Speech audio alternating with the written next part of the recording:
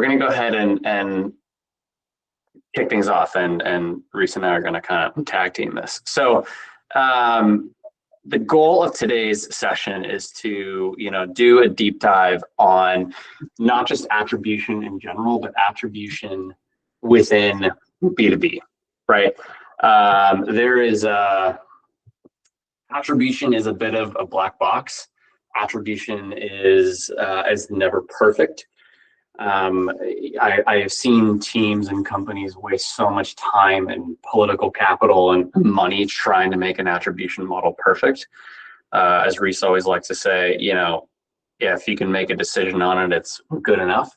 And so today we're going to get into some practical applications of how to actually pull off an attribution model in B2B. So we're going to talk through first and foremost, like what an attribution should and should not answer in B2B, some practical methods for selecting all the different types of models, as well as the different metrics that you can use to track. There's quite a few measurement mistakes that folks make. I have made almost every single one on the list, and so we're going to talk through those. How to actually build a framework that you can realistically maintain. Attribution is one of those things, like a lead scoring model. It can be very fun to theorize about it, but practically, how can it scale? Some real world approaches that will allow you to actually make it work in practice. And of course, we have to talk about how AI can add value, but I think maybe more importantly, where it won't add value and where to stay away from it here. The way that we like to do these from a Q&A perspective is, if you have a question, come off mute and raise your hand and jump in. If we are listening to me talk for an hour, it's going to be excruciating. And that goes double for Reese. So if you have questions, jump in. If you have comments, if you want to push back, would love the conversation. So, hey, Nick, thanks for joining. Just saying, if you've got questions live, ask them, and let's have a live conversation. Okay, I'm going to skip the bit about who we are. So, Joe Mystique is a fractional go-to-market operations agency. Reese and I here are the two co-founders. We've worked together seemingly forever now, multiple different companies, all in the B2B space. And I grew up on the left side of the funnel, and Reese kind of grew up on the middle right side of the funnel. And so there's a lot of healthy tension in the way that we define revenue operations, the way that we talk about things like marketing attribution.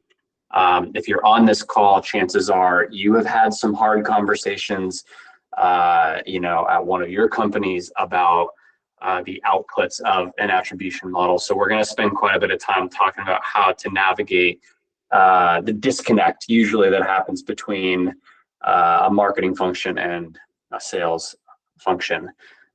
This is our framework for how we think about revenue operations. It's strategy, process, tools, data, enablement, and it's in that order. And it kind of impacts the way that we think about everything from an attribution model to a capacity plan. Okay, I always like to start my attribution conversations with this slide. I stole this from Visible years ago. It's a great visual into a low complexity and a higher complexity B2B buying journey, right? So it is very rarely as simple as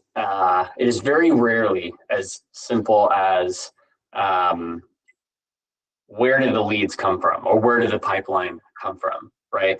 More often than not, there are multiple conversion points, multiple touch points that we need to account for, right? So you've got your anonymous first touch. How did this person first hear about your company, your offering? You might not know that until the lead or the contact record actually gets created, but do you have the telemetry in place to be able to track that? And then what sourced that opportunity creation or the deal creation? And then what was influencing or sourcing the close? Oh, and by the way, if you're in B2B, chances are it's multiple different people doing multiple different touch points across that customer journey.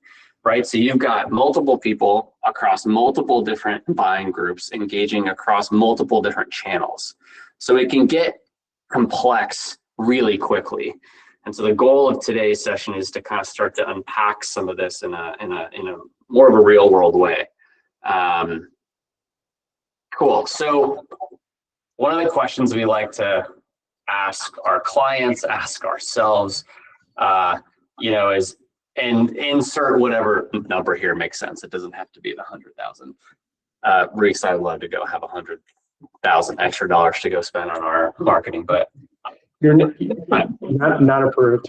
Yeah, not approved. I could answer this question, but not approved. So the question is, if you had an extra $100,000 to spend on your marketing initiatives next quarter, how much qualified pipeline could you create? Can you realistically answer that question? The inverse of it is, if you had $100,000 less dollars next quarter, if your budget's getting cut, what impact is that going to have into pipeline? And being able to answer this is kind of the punchline of an attribution model, right? It's not just a dashboard that tells you where your leads are coming from or where your traffic is coming from or where your pipeline is coming from. It is a tool. It's just a tool to make data-driven decisions. And folks get caught up in first touch and last touch and, is it weighted correctly and who's getting credit? But at the end of the day, this is the punchline here. So if you can't answer this question, I would encourage you to spend a bit of time. And what's interesting to the point that Alex is making, right? I know a lot of today's conversations are very kind of what is classical marketing ops related question, but we see this as a part of the larger kind of RevOps function, as Alex alluded to with the bow tie slide, because one of the things most organizations are trying to do is essentially say, hey, look, if we're trying to close win whatever the number is, $100,000, and our traditional conversion rates are 25%, so we need $400,000 in pipeline, where is that pipeline coming from?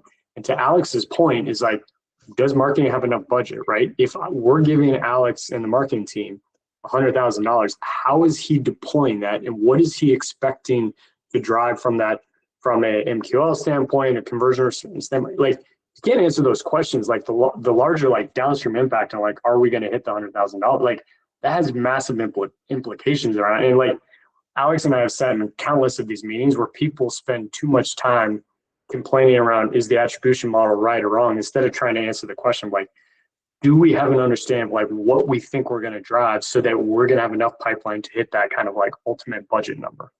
Yeah, exactly.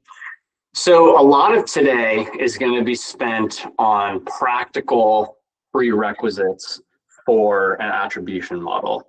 One of those things might seem like it's out of left field, but I would argue it's one of the most important points is you need a codified customer journey, right? So you need life cycle stages clearly defined. And the reason is, right, if you think back to that visual earlier that I stole from Visible, if you want to know, well, how much traffic are you getting and where are your leads coming from and how many MQLs are you driving and what's your pipeline look like, you need to have a defined you need to have an aligned definition of a lead, of a marketing qualified lead, of qualified pipeline. And so much of, to Reese's exact point, of the sort of healthy and sometimes unhealthy tension between marketing and sales comes from, me on the marketing side saying, well, I hit my MQL number as evidenced by XYZ, and Reese over here saying, well, we changed the MQL definition number mid-quarter, right? And it creates, one, tension that doesn't need to be there, but two, it impedes your ability to, again, to Reese's point, pull up a level higher and say, what's the thing we're trying to do here? We're trying to make an investment decision. That investment could be in channel or campaign specific spend.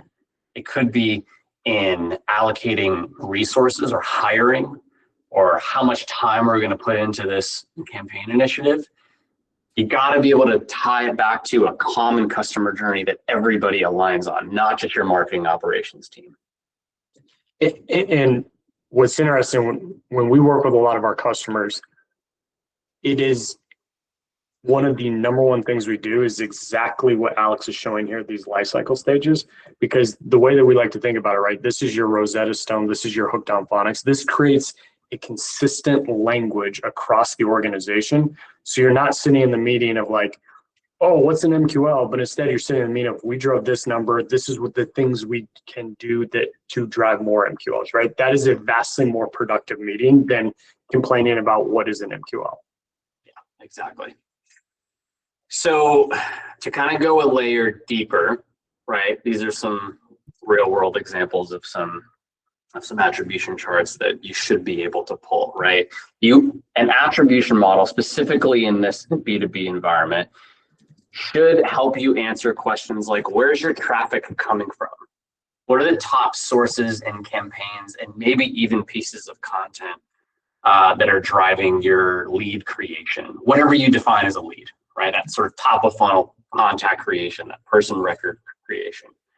What are the top sources, campaigns, channels, events, pieces of content that are converting, or emails that are converting those lead records into qualified, right? Whether you call that a marketing qualified lead, a sales ready lead, whatever you call it. And then, of course, everybody's favorite question is what is sourcing and what is influencing your pipeline, right? You should be able to answer all of these. Now, you might not have 100% data coverage, but you should be able to get into the weeds and start to answer all these. So attribution, again, I think I said this at the beginning of the call, attribution, like lead scoring, and sometimes even like capacity planning, can feel like it's done in a black box, right? It's not magic, right? A lot of it is just math. A lot of it is just pragmatic logic that is set up, right? But it's complicated. And when it can't be articulated clearly to the end stakeholders, marketing leadership, sales leadership, as much as I don't want to admit it either, finance as well.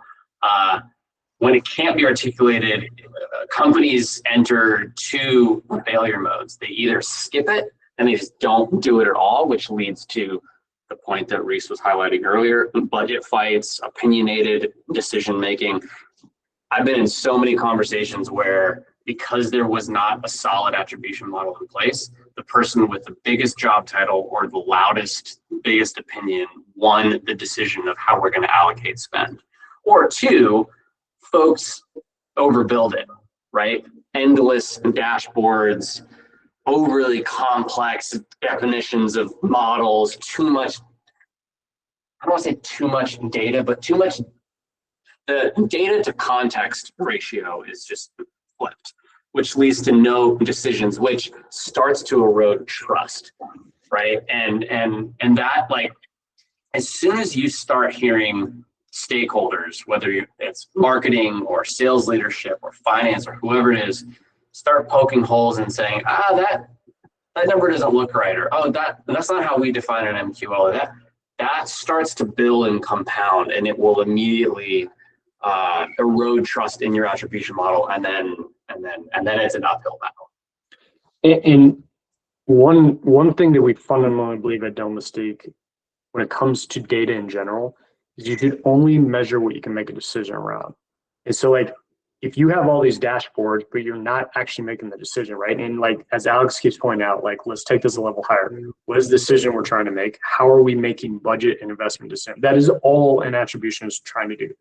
If you have dashboards and reports that are not helping you do that, you don't need them. Like, do not let great get in the way of good enough. Yeah, agreed. Strongly agree. So I think it helps to define what attribution should, and maybe more importantly, should not answer. For marketers, maybe this is obvious. For non-marketers, maybe it's not. Attribution is a tool to help you make decisions, right? I think the title of this webinar is, right, from dashboards to decisions. That's the goal here. So it should help you allocate budget and resources towards campaigns, initiatives, channels, ad types, content types to drive consistent qualified pipeline. It should help you diagnose where your customer journey stalls. And this isn't just from a stage conversion perspective, it's also velocity, right? Maybe you are driving a lot of, stage one qualified pipeline from a certain channel, but for whatever reason, the specific personas that you're attracting with that campaign are not your exact economic buyer, and therefore that overall pipeline is slowing down. You want to be able to know that. That starts to impact the numbers you're going to hit. That can start to throw things off. It should align marketing and sales on a definition of what does working mean.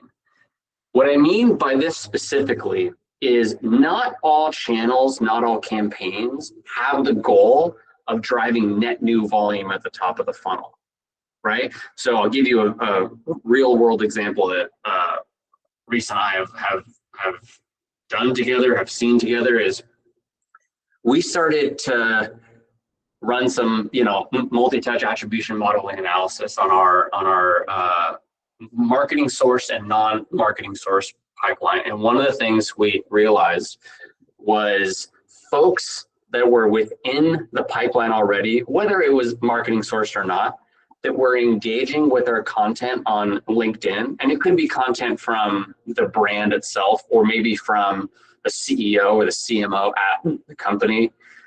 Folks that engage with content on a trusted community site like LinkedIn, engaged meaningfully, not just viewed an ad, but actually engaged with whatever the offering, the content, the webinar. They converted at a faster and at a higher rate within the funnel. We want to go deploy capital to that. Now, we're not going to see an increase in lead volume from that, but it's going to help the pipeline that we already have. So when we go back and we have the conversation around deciding which channel is working and which one is not, it's about what specifically you're measuring. So in that example, your Google ads or your paid search campaigns, the goal there is definitely, I'm driving top of funnel volume. I want new leads. But when we measure success for this LinkedIn strategy, this LinkedIn campaign, it's not net new leads, right? So we need to measure it differently. And it took a long time to get everybody aligned to that, but because we did it from a data-driven perspective, we were able to deploy capital to that. And all of a sudden, we start to see that impact our overall pipeline. And that gets me to this last point, which is you want to be able to make repeatable bets, right? You don't want hero ball every single quarter. You don't want to have to reinvent your marketing strategy every single quarter. One common mistake that we see with attribution models is that they make sense on paper and they work at low initial volumes, but break quickly with scale. And it's because they're either fragile or they require manual intervention, right? So really start to think about how it can scale. And a common theme that you're going to hear from us, and that you've heard from us if you've worked with us in the past, is this idea of simplicity driving execution. And one of the interesting things that Alex pointed out about like making repeatable bets, this kind of gets back to, and I know one of the things we're going to chat here about is like your overarching demand strategy, right? Which is like where and how you're deploying that budget to, like in the example we were talking about earlier, right? Trying to close 100,000, how much pipeline do we need to drive? Your demand strategy is driving this. To Alex's point, like demand strategy could be some combination of also driving net new demand, as well as like, oh, hey, we're having a top of funnel conversion problem. Can we put some marketing dollars against that to try and increase some of that? And like that gets into some of the examples Alex was talking about of like, how are we influencing the pipeline that's already in there? Because like being able to increase the conversion rate of stuff that's already in the pipeline is equally as valuable as net new demand generation. Especially in this B2B world where your ASPs are high, right? Exactly. 5% lift on a proposal to negotiation or stage 4 to stage 5 conversion rate is huge. I mean, that could be the difference between hitting your number or not. So one of the things we recommend, right? We get this question a lot of like, okay, well, which attribution model is best for me? We're gonna get into that here in a slide or two. But the first thing is start with the life cycle, not the model, right? Meaning start with your customer journey. How do your customers engage with your brand, with your product? What are the go-to-market motions you're putting in place? Is it demand gen? Is it ABX? Is it partner? Is it channel? Is it do you have a high renewal expansion play? This really starts to impact what model you should be designing for, right? So you really want to be able to, especially in B2B, regardless of if it's the demand gen play or ABX or partner, you need to account for multiple people interacting across the customer journey.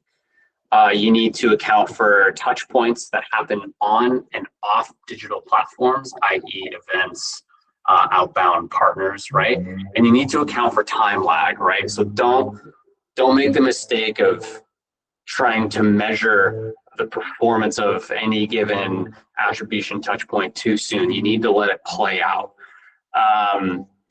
Another point is choose your crediting unit. I hate that we have to talk about credit within attribution, but it's a reality, right?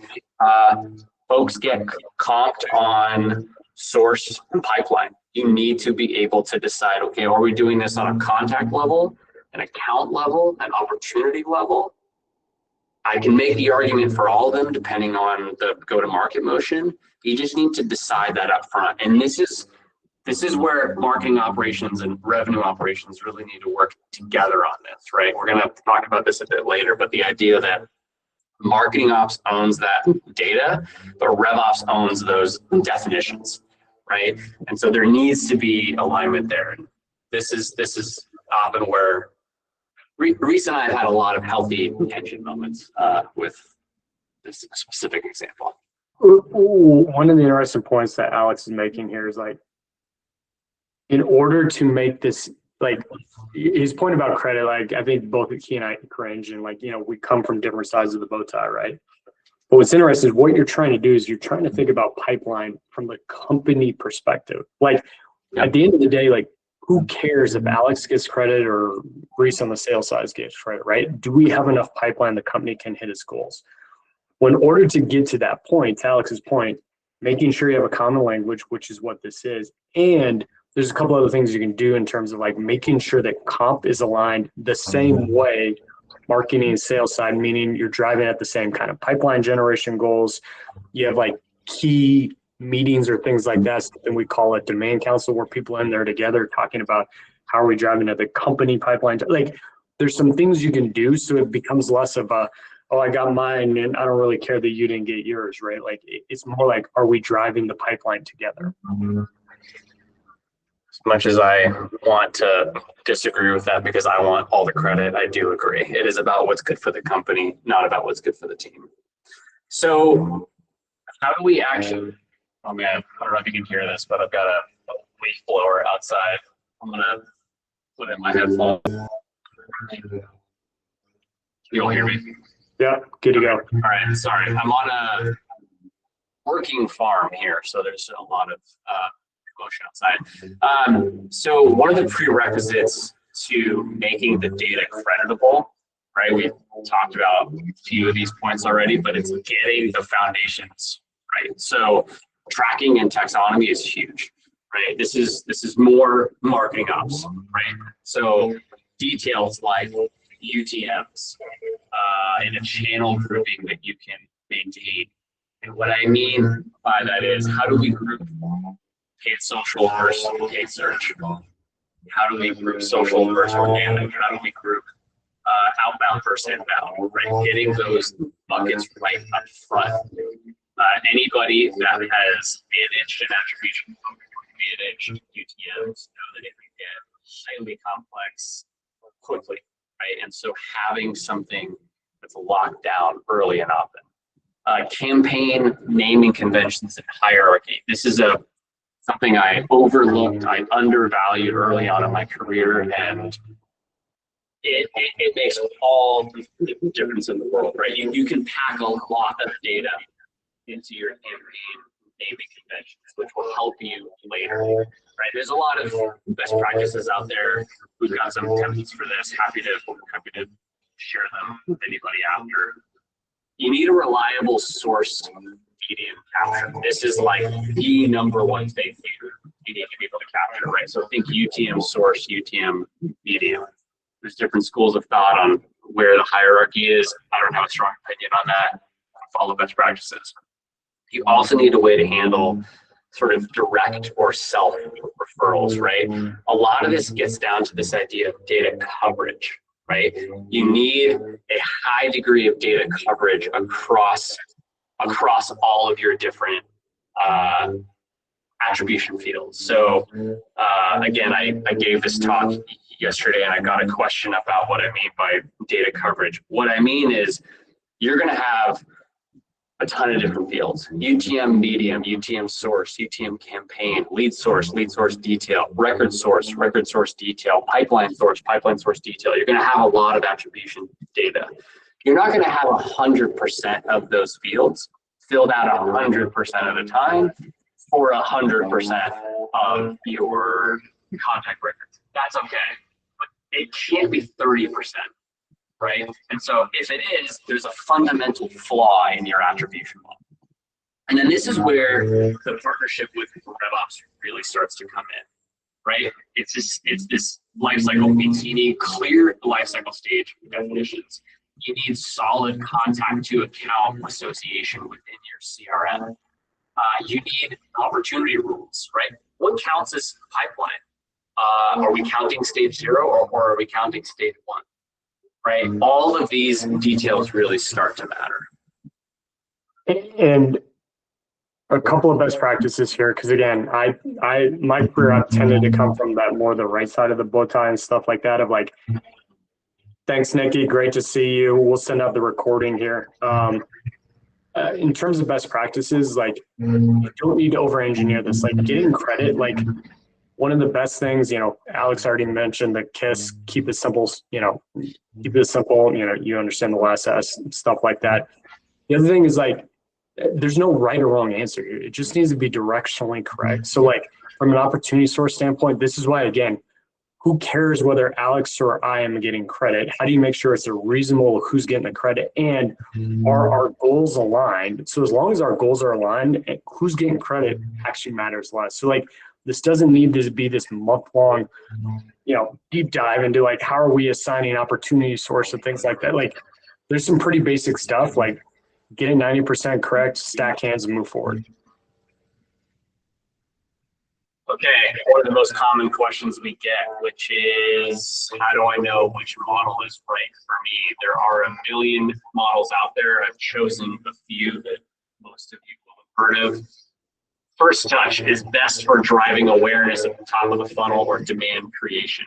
If you're an earlier stage company, whatever size you are, if you're earlier stage, you're trying to get early wins. You're trying to put the telemetry out there to be able to understand what's working, what's not at the very top of the funnel. It doesn't matter if you have a dialed sales process if you can't get anybody interested in what you're saying. So first touch works really well there. Last touch works really well for more established companies, more established campaigns even, where you're looking to track the conversion or the handoff moment, right? So this works really well for, well, how did we get leads into the funnel, or how did we convert those leads to pipeline? There's what's called either a linear or an even model, right? It's best for, again, more established companies where you're trying to look at what shows up consistently. So this works really well for quarter over quarter kind of reviews, right, of what's working within our attribution model. Time decay is best for longer sales cycles. The thing to keep in mind is that there is a recency bias here, so you just need to be aware of that. I've always been a fan of these position-based models. There's different ones. There's W, there's U. Some folks call it full path. Some folks call it multi-touch. I'm a fan of these because I'm a bit of a control freak and I want to know everything, right? So this is best for if you want to know every single, what is influencing, what is sourcing every single milestone. So that earlier example that I gave with the visual, I want to know what sourced the anonymous first touch. I want to know what sourced the record creation, whether it's a lead or a contact. I want to know what sourced the opportunity. I want to know what sourced close one. I want to know every single one of those things. So this model works really well here. And then this data-driven machine learning approach, I almost didn't include this, but I saw a few folks that registered for the webinar from much larger companies. This does apply when you do get to a certain level of data volume. We're going to talk about it a bit at the end, but the thing that I would just caution with these larger machine learning models is you don't want the AI or the machine learning model to over rotate on making your crediting decisions. It can hallucinate. Okay, the whole point of this webinar is going from dashboards to decisions, or from a data model to actual decisions. You can measure pretty much anything with an attribution model, especially if it's designed well. What should you measure, right? These 4 things up here at the top are really important to us, right? Qualified pipeline created, right? So it's whatever stage that is for you, if it's your stage 1, your stage, wherever it is in your pipeline, qualified pipeline, not just deals created. You want to be able to do that by channel, maybe even by campaign. Pipeline influence, especially in B2B, is really important. Again, using that Google Ads, paid search, and the LinkedIn air cover campaign example. Not all campaigns are about driving that new volume at the top of the funnel. Sometimes it's about influencing and converting the pipeline you already have. Increasing that stage conversion rate and velocity time. And then, we can't talk attribution without talking efficiency, right? You need to be able to understand CAC or even the cost per qualified lead. You need to be able to understand payback trends. This is really, really important. Some guardrails, right? We've talked quite a bit about trust in this webinar, and I think it's really, really important because it's, 1, an attribution model is hard to build. 2, there's often errors in it, and it's never going to be 100% correct. So you need some guardrails in place to preserve trust in the model, because if folks stop trusting it, they stop referencing it to make decisions.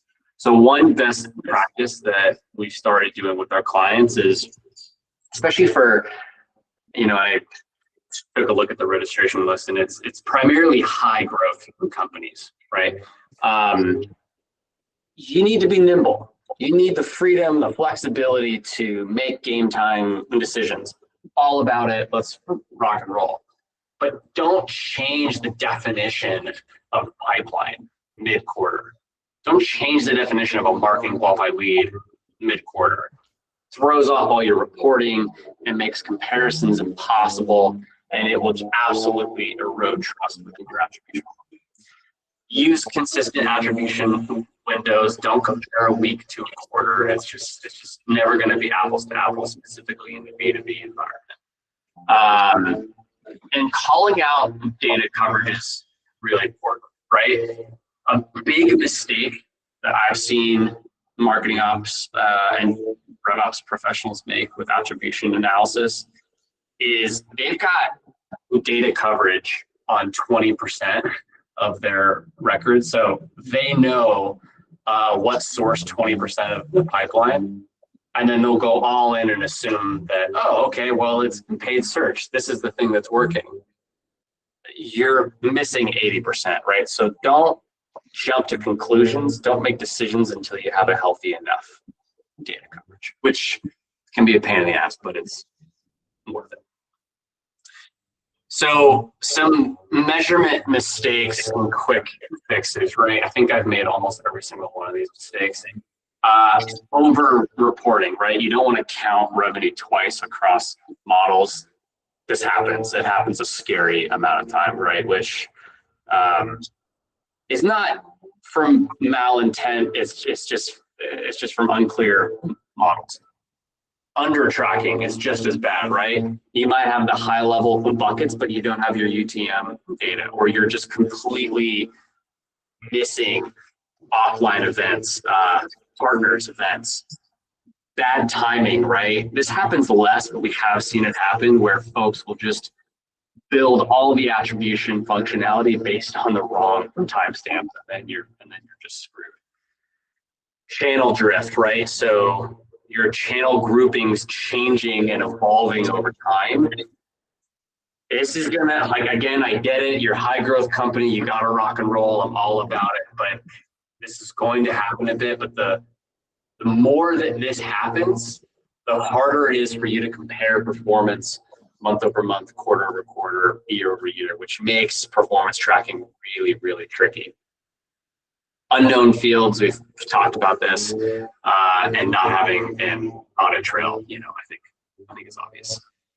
So one of the things that Reese and I talk a lot about, not just with marketing operations attribution, but more broadly with go-to-market, is you need an operating cadence to manage and measure the business, right? We roll out operating cadences with all of our clients. We push for it in every annual kickoff and everything.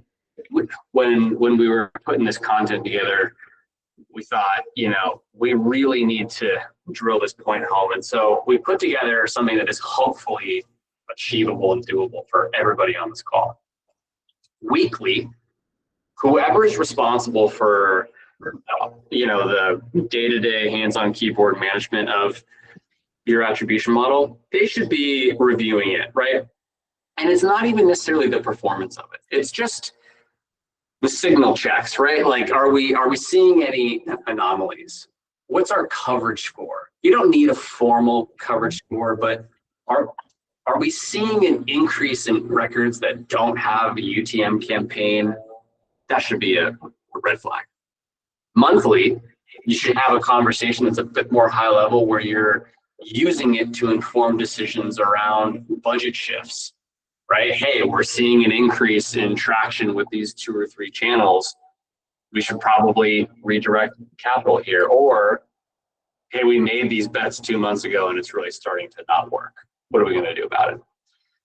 And then stage and velocity again. You want to sort of marry the attribution model with the sort of in pipeline, in the trenches details to be able to understand what's working and what's not. Okay, we're driving the right volume of quality pipeline, but it's slowing down, right?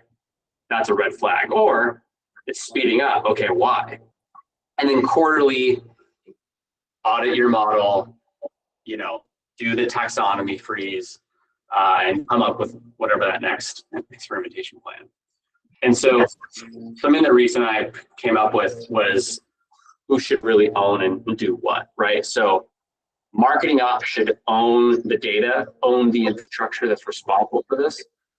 RevOps should own and drive the decision making of definitions, right? How do you define an MQL? How do you define a qualified pipeline? What do we mean by inbound? What do we mean by outbound? And then marketing leadership, sales leadership should be responsible for acting on data to make the proactive decisions. And to Alex's point here, like, I don't think we can hammer this home enough. Like, your operating cadence is how you get things into the organization's DNA. Like, we get asked all the time, like, you can go build the big fancy whatever it is, a demand generation strategy, all the reporting stuff like that.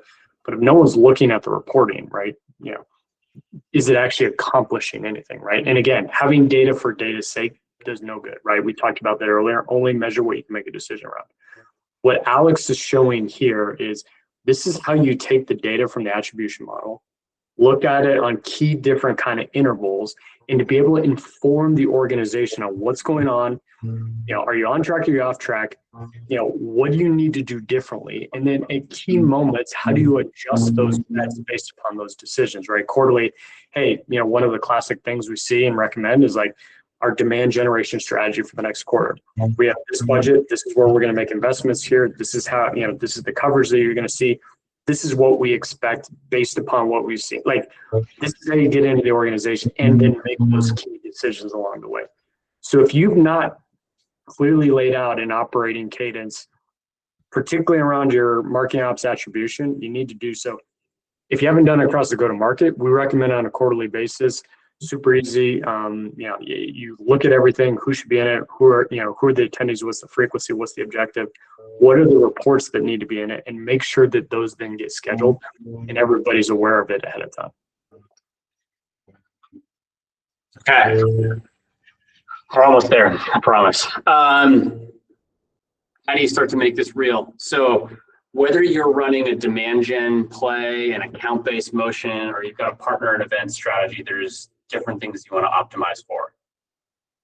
So if you're running a demand gen play, you want to optimize for pipeline creation, and again, that early stage traction. You want to make sure you're tracking first touch to understand what's working, last touch for what's driving conversions. If you're running an ABM or an account-based motion, you need to be able to roll your contacts or your person records, depending on what CRM you're using, up to the account and associate that correctly with the opportunity. It's not sexy work, but it is a prerequisite to making sure that this actually gives you the reporting insights that you're looking for. You need to be able to track engagement coverage across a buying group, right? So this often comes down to buying roles on a specific opportunity, right? So again, there's a lot of seemingly non-attribution work that needs to be done in order to make the attribution insightful. And then again, you need to find a way to sort of credit these air cover touch points, right? So this is that idea of marketing influenced pipeline. And then if you're doing the sort of partner event play, right, which most of our clients are, you just need to find a way to account for offline touch points. This shouldn't be hard, whether you're using HubSpot or Salesforce or whatever. It is all about how the records initially get into the system, right? So you just need a standard record import process to be able to pull that off. It's not hard. If you need a template, we have one. Shoot me an email. Again, you need to be able to measure the sort of assists, right, to sort of have stage movement. And again, you need guardrails for all the inputs into the data, right? So it's event attendance verification. It's not just registrants, it's attendance. You need to be able to track it on a UTM level. So it's not rocket science, but there's different things you need to account for and optimize for depending on the go-to-market motion that you have. Okay, I almost didn't want to put this slide in here, but these days whenever you do a webinar, you have to have at least something that talks about AI. So we're pro AI in go-to-market here at Domestique. We're just not pro AI for everything, right? Hey, Alex, I think you need to advance forward one slide. Oh, sorry, I had a delay there. Sorry, thank you. Okay, well now we're all caught up. So where can AI add value? It can. It absolutely can. I'm not trying to be a naysayer. It can. It can help with automated QA, right? It can help identify UTM validation or missing fields. It's great. It can help detect anomalies, right? Which can be really helpful for either nailing down errors or starting to identify potential investment opportunities. It's great. Forecasting, I think, we all know that it can help with scenario planning.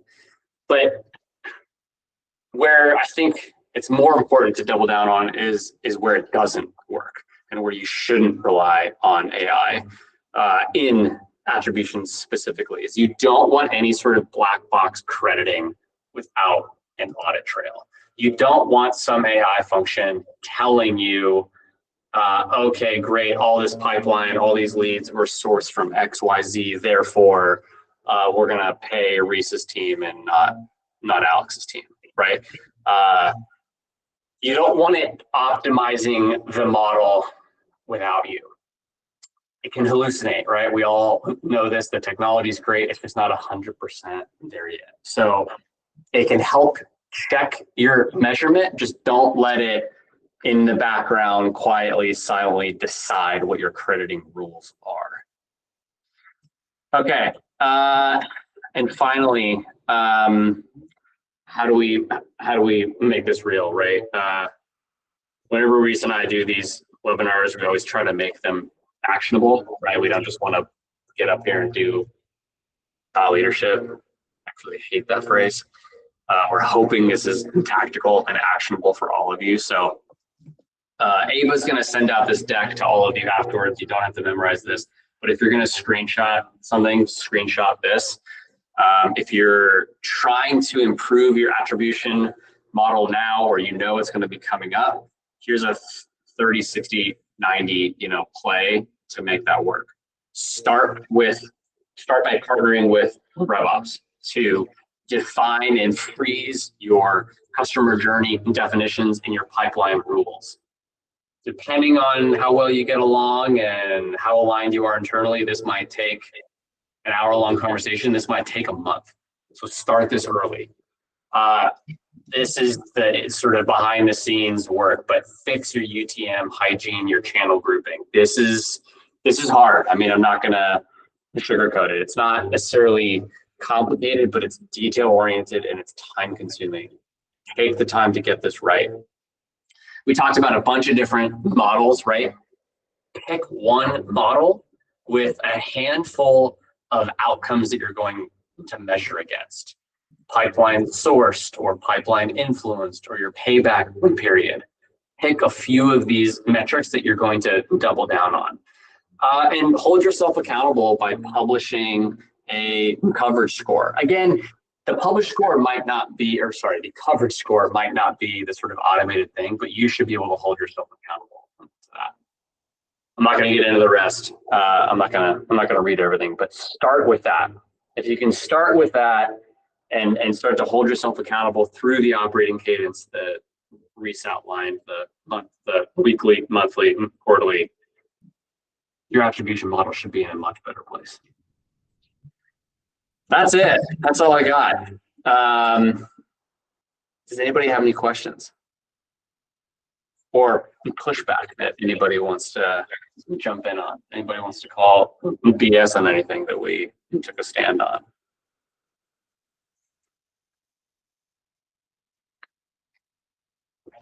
Cool. So as a next step, Ava's gonna get this all processed. Ava's our marketing lead here. She's going to get this all processed and we'll send out the recording. We'll send out the deck to everybody. It won't happen until tomorrow afternoon, but we're gonna get that out to you. I mentioned a few different templates and whatnot. If anybody's interested, just shoot me an email or reach out to Ava, and happy to send it over. But thank you very much for the time today, and thank you very much for the conversation. Hope it was helpful. Cool. Thanks, everyone. Have a wonderful Thursday. Thank you.